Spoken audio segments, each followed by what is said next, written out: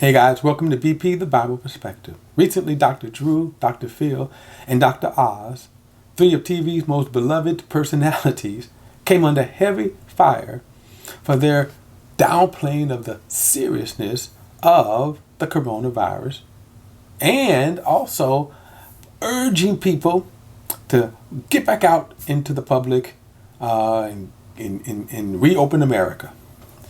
Be careful about those who, from their lofty penthouses or deep within their multi-acre estates or guarded safely within their gated communities, are urging the people, pushing the people back out into the mass public. Especially since we don't have a cure for the virus and we don't have adequate testing. So what is their true agenda? Now, before I get into it, please like and share this video and subscribe to BP, the Bible Perspective. And as always, if you have a thought or comment, add it to the comment section below. All comments are welcome. Now, as I said, Dr. Drew and Dr. Oz and Dr. Phil have come under heavy criticism for some of the horrendous statements that they have made. Let me just give you a snippet of it. Dr. Drew basically said that, where am I at? He says he suggested that the coronavirus would be not as bad as the flu, but at one point even saying the probability of dying from the coronavirus was less than being hit by an asteroid. Now, keep in mind, you can tell this is a couple of weeks old because, since then, a lot of people have died. Dr. Phil has pointed out the number of people, a number of people who have died because of cigarettes, auto accidents, and even swimming pools and accidents, and noted that these didn't cause any lockdowns. But the most grievous was Dr. Oz, shockingly, when he says that the opening of the schools may only cost us 2 to 3% in terms of total mortality. Now notice, total mortality, not even risk, but total mortality. Now, any life is a life loss, but to get every child back into school where they are safely being educated, being fed, and making the most out of their lives with a theological risk on the backside, meaning death, that might be a trade-off some folks would consider. No, I wouldn't consider it. Now, these were the horrendous statements, all made on Fox News, by the way. Okay. And the reason why I say that is because, again, there is a Republican agenda that is pushing for the reopening of America. Now, what is that agenda? And by the way, Dr. Drew, Dr. Phil, and Dr. Oz just allow themselves to be puppets of that message, of that agenda. But they also have a stake in it. And what is it? In short, money. See, when the fact that these beloved doctors, and which is probably the shock because we never took them as snake oil salesmen, or they were honest people, right? We looked at them as giving very honest information. But to me, their agenda was revealed, and that is money. That they speak the language of money. And those who are pushing to reopen America, keep that in mind. That's their agenda. They're losing money. Now, remember, there was another Republican and conservative, Glenn Beck, who said that the elderly should just die, right, to save the economy.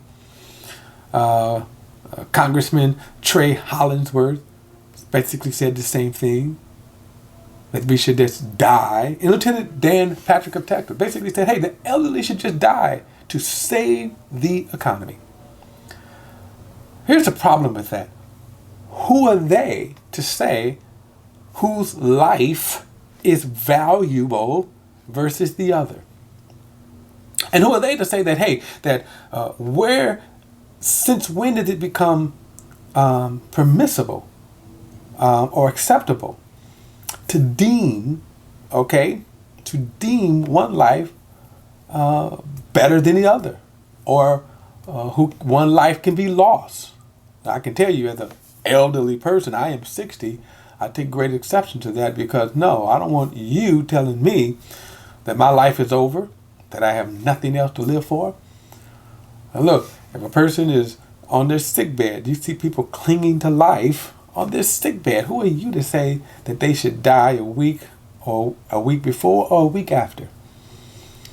And see, this is crazy here.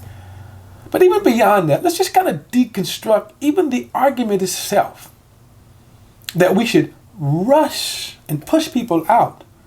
Now again, remember, their agenda is money. Now, remember, a lot of the Republicans, a lot of people in Congress, by the way, and I suspect that there are probably some Democrats who would not dare say it, but remember, they're millionaires too. And their interest is being hit hard. And that's why people want to restart. Now, without a doubt, coronavirus is killing the economy, because you have to stay home to stop the spread of the disease. Let me get back to my... In America, we have over 750,000 cases, 40,000 deaths.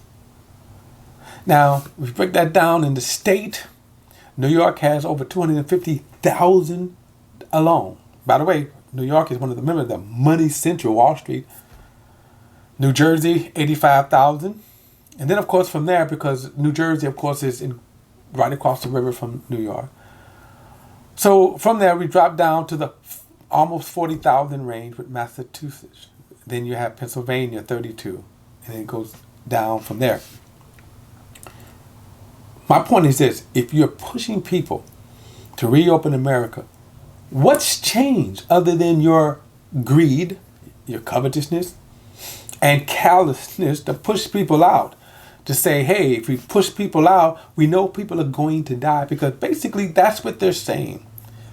When Dr. Phil says that, people die of cigarettes, people die of this, we don't shut the country down.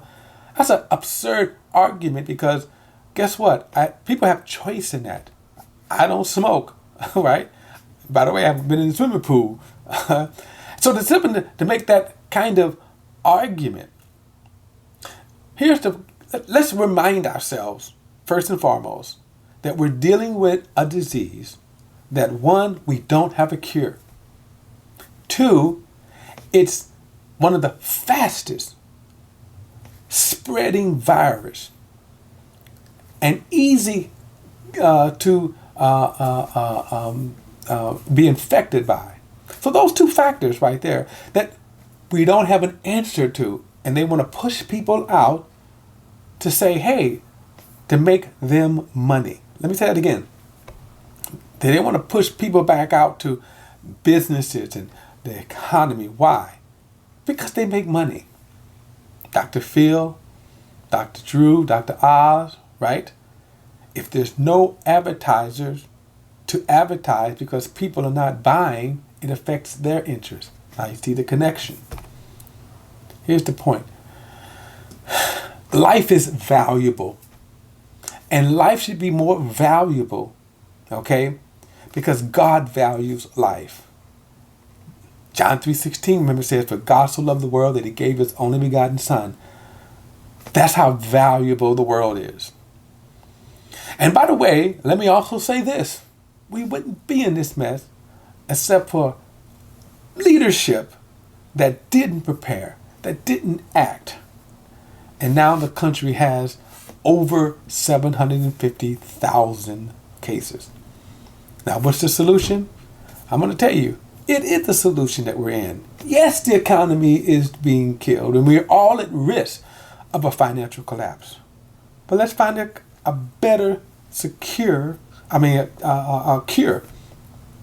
better solution than just push people out when you know they're going to die. And notice, Dr. Oz knows that children will die. Now think about that. All right, guys, that's my perspective. And as always, like and share this video. And if you have a thought or comment, feel free to add it. And don't forget to subscribe to BP, The Bible Perspective. Till next time, I'll see you then.